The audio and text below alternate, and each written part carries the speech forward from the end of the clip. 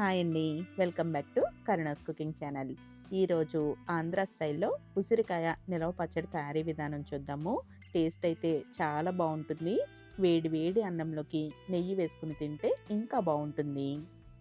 Karuna's cooking ఛానల్‌లో నిలవ పచ్చళ్ళు, రోటి పచ్చళ్ళు ఇంకా రకరకాల బిర్యానీ రెసిపీస్ కూడా ఉన్నాయి. ఒకసారి ఇంట్రెస్ట్ ఉంటే ట్రై చేసి చూడండి.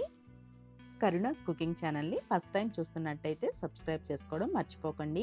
అలాగే వీడియో నచ్చినట్టయితే ఫ్రెండ్స్‌కి, ఫ్యామిలీ మెంబర్స్‌కి షేర్ చేయడం మర్చిపోకండి. ఉసిరికాయ పచ్చడి తయారు చేయడం కోసం ముందుగా ఉసిరికాయని శుభ్రంగా కడిగేసుకొని, పొడిగుడ్డతో తుడుచుకొని ఒక గంట పాటు ఫ్యాన్ కింద ఆరబెట్టుకోవాలి. తర్వాత గింజలు తీసేసుకొని ముక్కలుగా కట్ చేసుకోవాలి.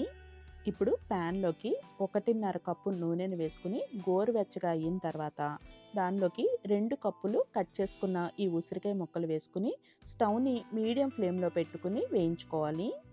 నూనెకి ఏ కప్ అయితే కొలత తీసుకున్నామో అదే కప్పుతో ఉసిరికాయ ముక్కలు, ఉప్పు, కారం కూడా తీసుకోవాలి.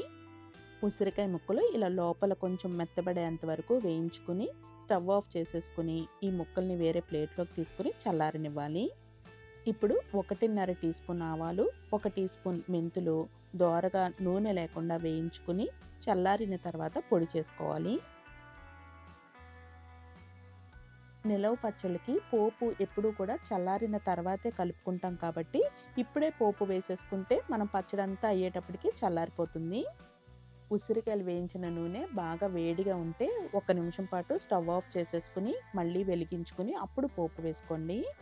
పోపు కోసం వేడిగా ఉన్న నూనెలో 1 టేబుల్ స్పూన్ ఆవాలు, కొంచెం ఇంగువ, ఇంకా ఎండుమిరపకాయలు వేసుకుని వేయించుకుని చల్లారనివ్వాలి. పోపు చల్లారేలోపు పచ్చడి రెడీ చేసుకుందాము. ఉసిరికాయ ముక్కలు కొలిచిన కప్పుతోనే 1 కప్పు కారము, అరకప్పు ఉప్పు, పావు టీ స్పూన్ పసుపు, 10-15 వరకు పొట్టు ఒలిచిన వెల్లుల్లి రెమ్మలు కొంచెం దంచుకుని వేసుకుని కలుపుకోవాలి. ఇంకా ఆవాలు, మెంతులు పొడి చేసుకున్నాం కదా, అది 1:30 టీ స్పూన్ నుంచి 2 టీ స్పూన్ల వరకు వేసుకోవచ్చు.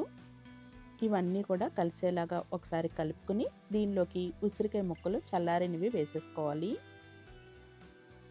ఉసిరికాయ ముక్కలకి ఉప్పు, కారం పట్టేలాగా ఒకసారి కలుపుకుని 3/4 కప్పు వరకు నిమ్మరసం వేసుకుని కలుపుకోవాలి.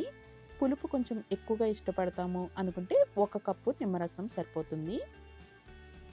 నిమ్మరసం కూడా పచ్చళ్ళలోకి బాగా కలిపిన తర్వాత చల్లారిన పోపుని దీంట్లో వేసేసుకుని కలుపుకోవాలి. పచ్చడి ఇలా జ్యూసీగా ఉండేలాగా చూసుకోవాలి.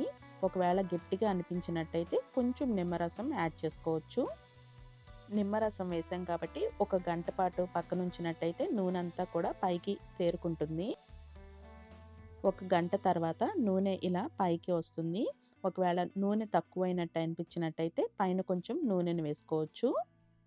ఉసిరికాయ పచ్చడి ఫస్ట్ రోజు పెట్టినట్టే సంవత్సరం పాటు నిల్వ ఉన్నా కానీ ఎర్రగా ఉండాలి అంటే ఫ్రిడ్జ్‌లో పెట్టుకుంటే నల్లబడకుండా ఉంటుంది. మనకి ఏ పచ్చళ్ళైనా పర్లేదు కానీ ఉసిరికాయ పచ్చడి పైన కొంచెం నల్లబడుతుంది. అందుకని ఫ్రిడ్జ్‌లో పెట్టుకుంటే కలర్ బావుంటుంది.